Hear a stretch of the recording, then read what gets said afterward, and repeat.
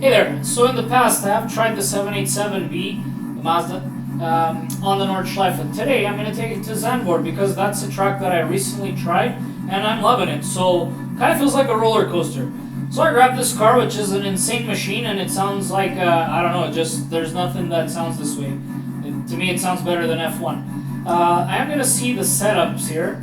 Engine limiter, that's all the same.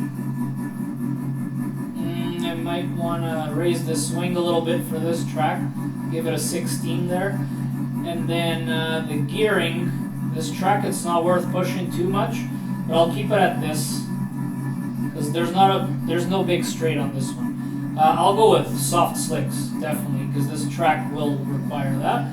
None of the other things, and let's see how it drives and let's see how I do. Let's take a good look at this vehicle. It has a massive wing. Batman should get one of these in my opinion. The front is beautiful. In my opinion, I love these type of cars. The prototype cars, they're beautiful, man. I don't know, they're just so beautiful to look at and they sound insane. So let's get into the best camera that I can get. But there, I'm gonna go Mazda boy and let's see how this thing drives this track. Oh man, it sounds like I can't even, I don't know, it sounds so good. I can't even describe how good it sounds. Sounds fucking good, that's what. Now if I could just drive as good as it sounds, I probably could get a decent lap or two of this. Okay, next time I'm going to go in the second gear. I need to relearn this car because I only did like a lap on the Nordschleife with it. 1 or 2 laps, I'm not even sure now. And that was a while ago. A few months ago, I believe, that I did that. I've been playing a lot of ACC lately. Whoever watches my channel knows that. I've been trying to improve my safety rating. But I kind of held back now. I've been going slow for the last week since the patch came out. Because I did order my CSL Elite with the V3 pedals, and it should be arriving anytime. Like the next maybe 2 days it should be here. So I'm trying to hold off playing ACC for the next few days until I get it. Who knows, it might show up tomorrow. Then I'll get back into the game.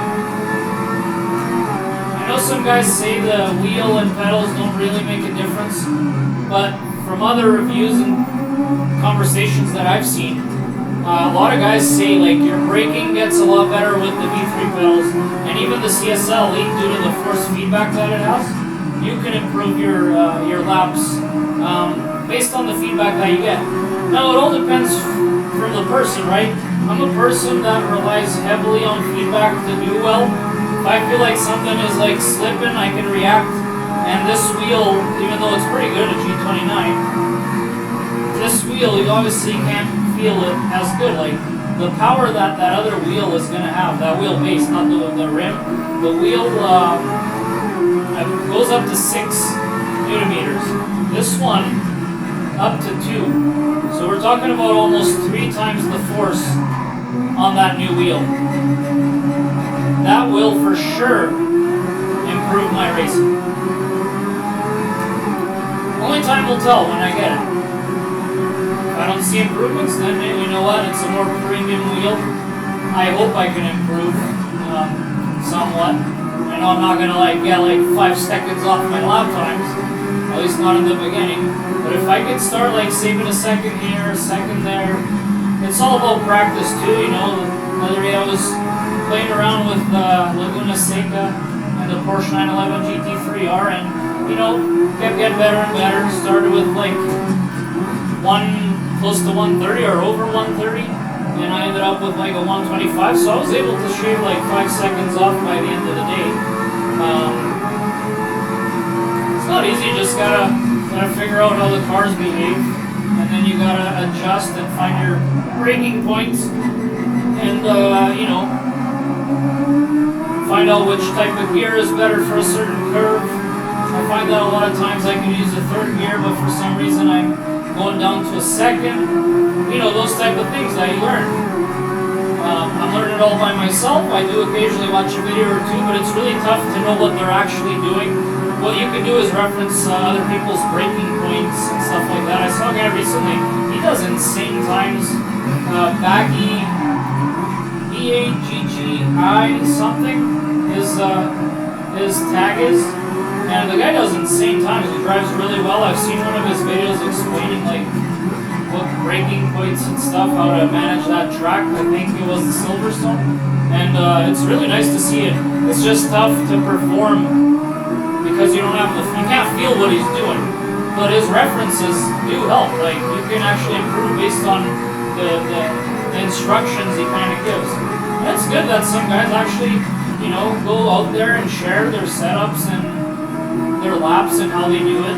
It's good for us to see. And, maybe one day a lot of other guys that play this can share their own laps and teach others better ways to manage their way around the track and setups and stuff. It's just fun. I love sim racing. I don't know, it's just something so cool to get in. I think the fan base of it isn't big enough yet because, sim racing is so expensive. Like, I remember I've been wanting a wheel for so many years, and I finally bought a wheel, a G29 entry level, bought a cheaper seat like the Challenge, what I have right now. And, just wanted to try out and see, and then, it's so fun that you're like, time for an upgrade. I want to make my experience even better, so now I'm ordering a Fanatic, and I'm going to get that.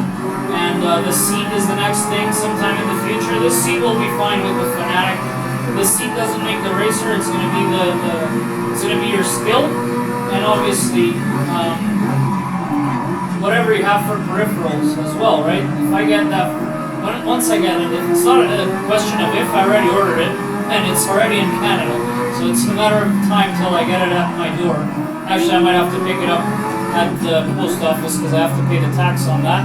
And I don't really want them coming to the door because I'm not sure if they're going to make me sign for the package.